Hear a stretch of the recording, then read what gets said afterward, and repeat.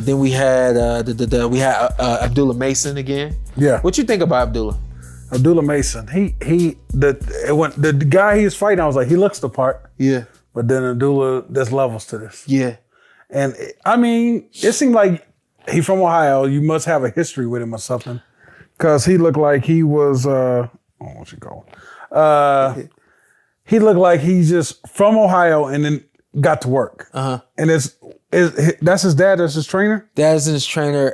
I think it's 5 brothers that are boxing. What do y'all do out there? It's like, it's a lot of people I see from Ohio. Dad's a trainer.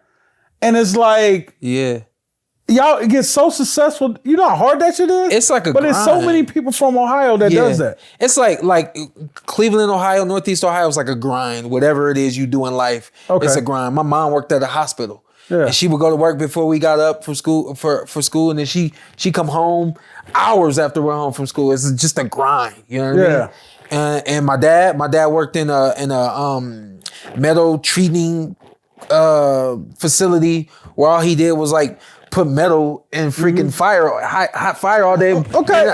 No, everybody grinds. Yeah. I grind, okay? We work out, it's Vegas, it's 120, we grinding. Y'all, it's something different when in boxing. I'm just talking about the boxing side of it. Like, well, what I'm saying is like you just said, a lot of fathers are the coaches back home. It's like, I mean, I don't know how to explain it. It's like very impressive because a lot of people when they get in the corners and there's a lot of fathers that in the corner that this is what I can have an eye for boxing. But this is what I can say about Cleveland boxing. I was talking to an old school coach, Renardo Saffo used to be is now he's still in Tiger Johnson's corner, but now he's like the second in the corner now. But Saffo is an old head, and I didn't know that. Like I thought Saffo was my dad's age. He older than my dad, and so he was telling me about all the coaches that came up and all of the fighters that came up and all that. And I asked him, I said, "Well, why is boxing so rich here in Cleveland?" Yeah, and he said it's never been watered down. Okay. He said the information that we've gotten, we've just extended it and kept it going. He said you see a lot of cities where fathers come in and they just change the program. He said in Cleveland, it just ain't been watered down yet. He did use the word yet, but I like the way he explained that, you know? So that's what it is. I just want to give Ohio boxing, I mean, shout out to their page and everything, but y'all do it when it comes to that boxing thing, but back to Abdullah Mason. Kid looks good, man. Man. That kid what does he fight at? Don't ask me that. Oh, my bad. I ain't want to put you on, put you on the spot. But this is like what that. I do know. I do know that somebody say, yo, Abdullah Mason is a savant. I said, yeah, he can do everything in the ring. I said, yeah. I said, but he's young. He's a kid. Just wait, just watch. And every single time I watch this kid, like he just impresses me.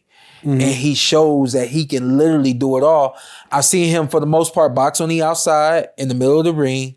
Unbelievable speed, unbelievable instincts, intuitiveness, quickness. Lightweight. You know what I mean? But then what I saw yesterday, I seen two things yesterday. He was on the ropes yesterday, and instead of turning out, instead of moving, getting off the ropes, whatever he got to do, my man just sat there, picked his punches, like 3 uppercuts in a row, and then slid out. And I was like, okay, so now I've seen you fight on the inside. I've seen you pot shot. I've seen you counter punch. I've seen you do it all. And now I've seen you with your back against the ropes and be aggressive with your back against the ropes. But then you fast forward to the last round. Close the show. The way my man went exclusive to the body, I gotta salute that, because that's, at this level, that's what you're supposed to do. Yeah. You're supposed to take control and say, yo, this is who I am, you know? Close the show. There's gonna come a day where he may not be able to go exclusive to the body like that. So I'm glad we got it last night. But we know that if he has to, he can do that. And there ain't a lot of tall, thin, young, fast fighters that can go exclusive to the body like that. And that was impressive work last night from Abdullah Mason. And then you could see, because I'm just looking at him, I'm like, man, what are you, 16? But he's just 19 years old, 8-0, still raw. And that's the thing, he has so much more to go. Yeah.